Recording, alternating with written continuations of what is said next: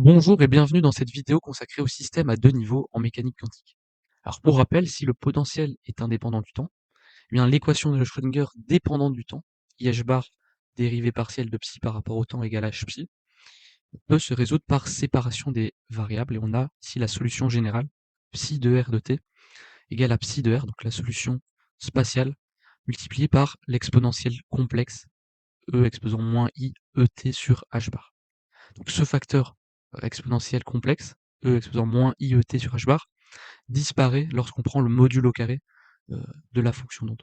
Donc toutes les probabilités et valeurs moyennes sont constantes dans le temps.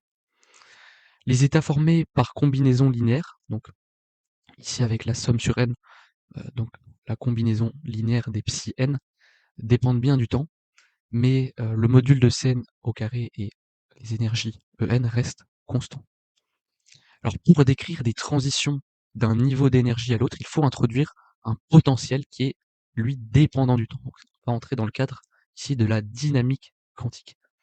Et on va considérer donc l'hamiltonien h' de t, donc dépendant du temps, comme une petite perturbation en fait. Alors mettons en place notre système à deux niveaux. On va supposer que le système non perturbé possède exactement deux états propres, psi A et psi B, qui sont états propres orthonormés de H0. H0, c'est notre hamiltonien non perturbé.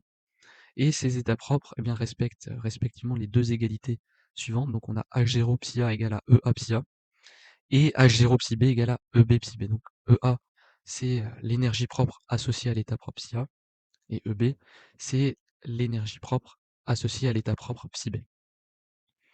Alors en t égale 0, donc initialement, on a que grand psi de 0 égale à CA psi A plus CB psi B. Et donc en l'absence de perturbation, en tout temps t, donc pour psi de t, on a CA psi A. Ici, on a l'exponentielle complexe, donc exponentielle de moins IEA t sur h bar, plus CB psi B, E moins IEBT sur h bar. On voit que en t égale 0, eh bien donc les exponentielles complexes eh bien, disparaissent, puisque en t égale 0, donc l'exponentielle de moins IEAT sur h bar vaut 1. Pareil pour l'exponentielle de moins IEBT sur h bar. Donc ça, c'est en l'absence de perturbation pour tout en t, et on a bien que le module de CA au carré plus le module de CB au carrcarré est bien égal à 1. Alors si on ajoute cette fois une perturbation dépendante du temps, donc c'est ce qui nous intéresse ici, perturbation h' de t, donc on a notre hamiltonien global qui est égal à h0 plus h' de t. Donc h0, c'est notre hamiltonien non perturbé, et h' de t, c'est notre perturbation eh bien, qui dépend du temps.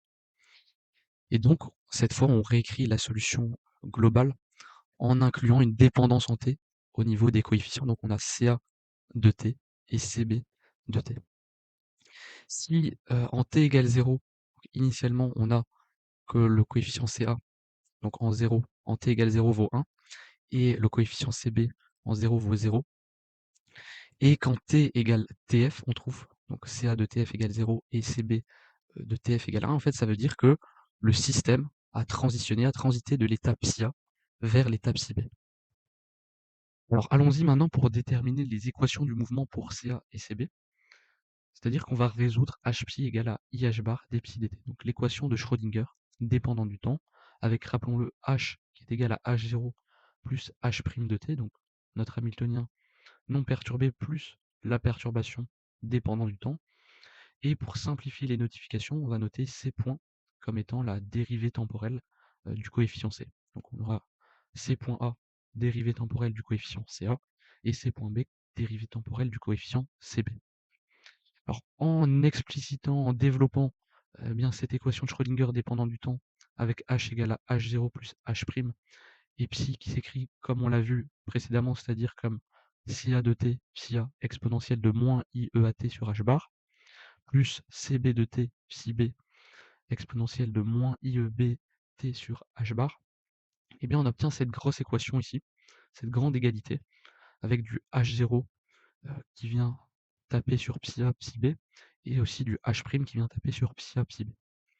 Et donc de l'autre côté, on a bien le facteur ici IH bar qui vient multiplier tout ça, donc la dérivée temporelle de psi, Alors on a que les termes H0 se simplifient avec les termes en EA, EB, puisque, bien rappelons-le, ici H0 sur psia, ça nous donne EA psia, et H0 psi B, ça nous donne EB psi B, donc ça va venir se simplifier avec ce qu'on a dans le membre de droite de l'équation, et donc on peut déjà effectuer une première simplification en réécrivant ici l'égalité.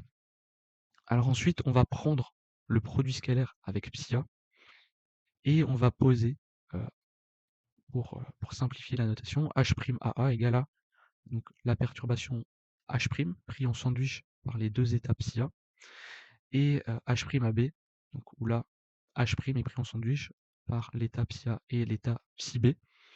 Et ainsi, donc, en prenant le produit scalaire avec psia, on obtient Ca H'AA plus CB H'AB, exponentielle de I EA moins EB fois T sur H bar, égale à IH bar, C point A, exponentielle de moins IEAT sur H bar, fois exponentielle de IEAT sur H bar. Donc on a que les deux facteurs exponentiels ici se simplifient, se tuent mutuellement, on va dire.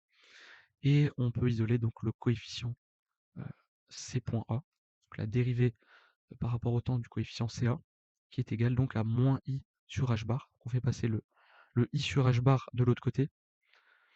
Donc le I devient moins I en le faisant passer de l'autre côté. H bar intervient au dénominateur. Et on a CA' plus CB H'AB, exponentielle de I EA moins EB fois T sur H bar. Donc ça, c'est en prenant le produit scalaire avec l'état psia.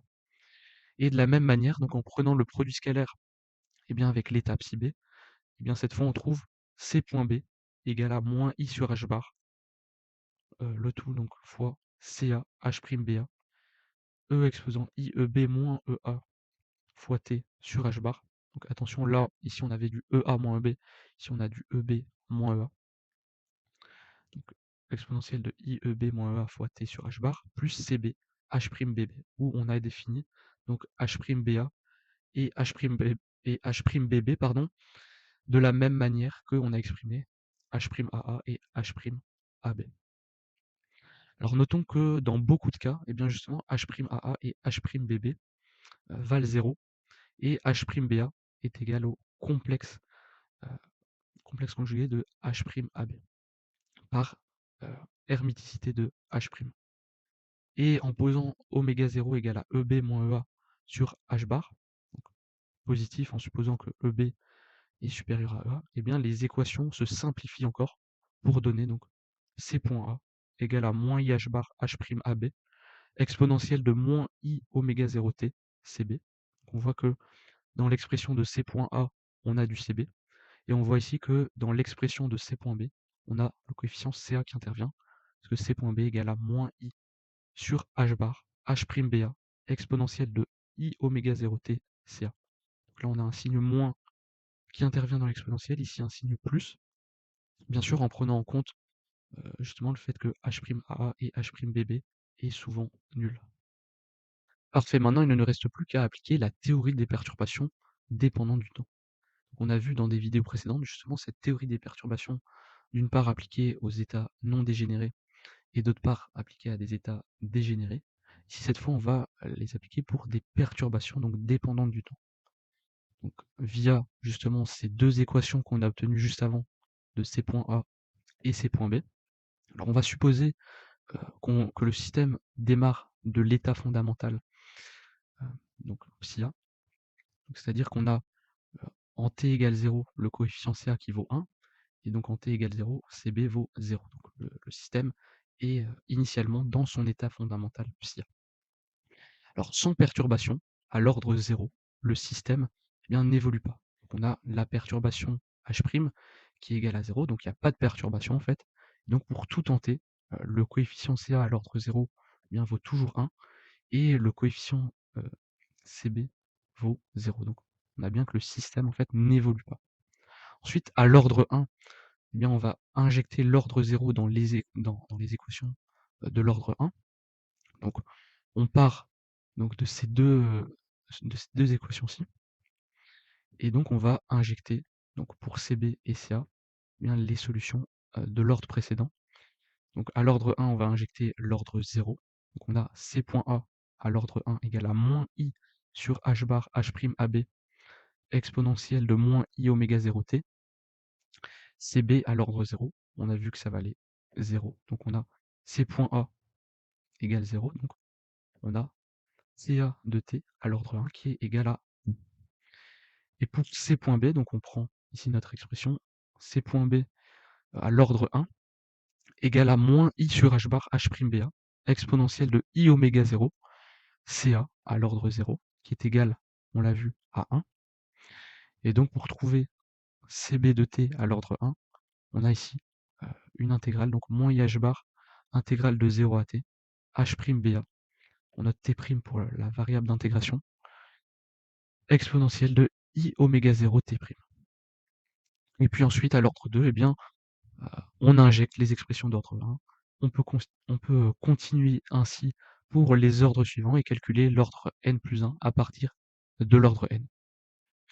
Et en ajoutant une phase temporelle E exposant moins I, E moins IEBT sur H bar, ici, à l'expression du coefficient CB, donc on multiplie en fait à gauche et à droite par l'exponentielle de moins IEBT sur H bar, et on a en fait que le système visite entre guillemets l'étape SIA de t égale 0 jusque t', puis fait une transition en fait vers B au temps t', et reste dans cet état jusqu'au temps t.